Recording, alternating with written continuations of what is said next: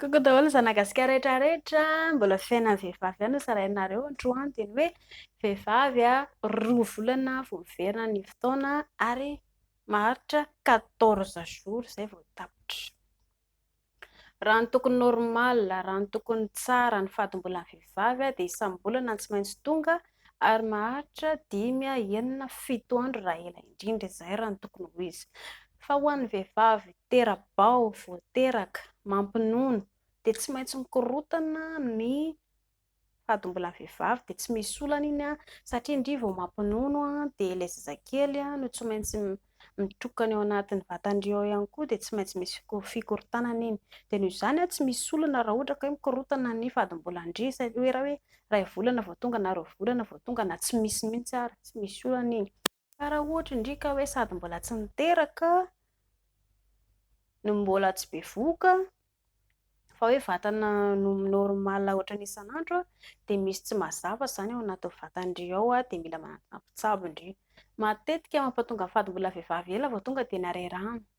Rehefa reraka loatra ny vehivavy dia matetika tara ilay fahadimbolana ary mampalahelo dia ilay raha ihany koa tsy be dia be intsony fa lasa kely fotsiny sisa no mivoaka ao.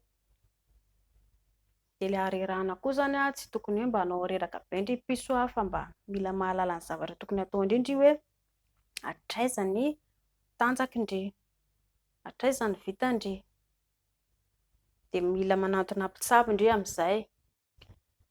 Efa misy adresina gynécologue betsaka nataoko tao aloha tao dia afaka miantso an'zareo ianareo dia mila manazava ny zavatra izay mahazo anareo tsisy tokony mahamenatra fa mba mahaiza sasa dia amin'izay koa ny dokotera mba moramora kokoa aminazy ny mijery ny vatandria.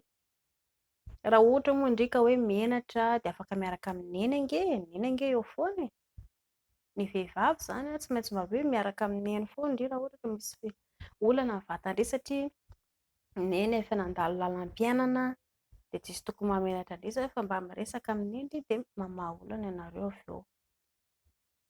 Dia izay ny adi-tsaina ihany koa, ity adi-tsaintsika ity tena mandreraka be ilay izy fa mba mila tsy maintsy hahena ilay izy dia mba amin'izay lasa mivadika normal tsara ny vatantsika avy eo. Ho an'ny renim-pianakaviana mampinono sy mitaiza moa izany dia iny efa natao tsy maintsy handalovana iny dia courage foana ho an'ny maman rehetra rehetra. Dia ho an'ny lehilahy ihany koa, izay izany ny fijalian'ny vehivavy, izany ny fahorian'ny vehivavy izany.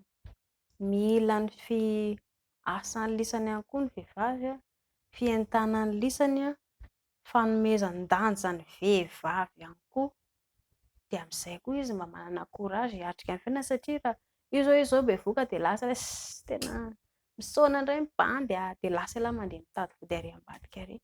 Tsy maintsy ho fantatry madama iny ianao aoriana any dia hikorotana ianareo roa. Fa raha tena tiany hialama madama dia maka aina tsara ela. Rehefa milamina tsara izy, rehefa mety tsara ny toe-batany afaka manalaza indray ianareo roa. Dia mbola averiko foana fa ny mpivady tsy mahazo menamenatra izany. Raha ohatra ka hoe mbola mpianatra aloha ka hoe mpisipa fotsiny ianareo dia namenatra raha tsisy olana dia hajanona ilay izy fa tsy misy olana. Fa raha mivady tsy mahazo mifampimenamenatra izany mihitsy fa lalam-piainana tsy maintsy andalovan'ny mivady ange io. Mankasitraka anareo na video antsika dia anareo manafantaniana dia apetrao foana fa valiako miadana eo ihany ny fantanianareo na eto amin'ny commentaire na ny amin'ny message ihany tsy misy olana fa tiako be daholo. Tsotra tompoko.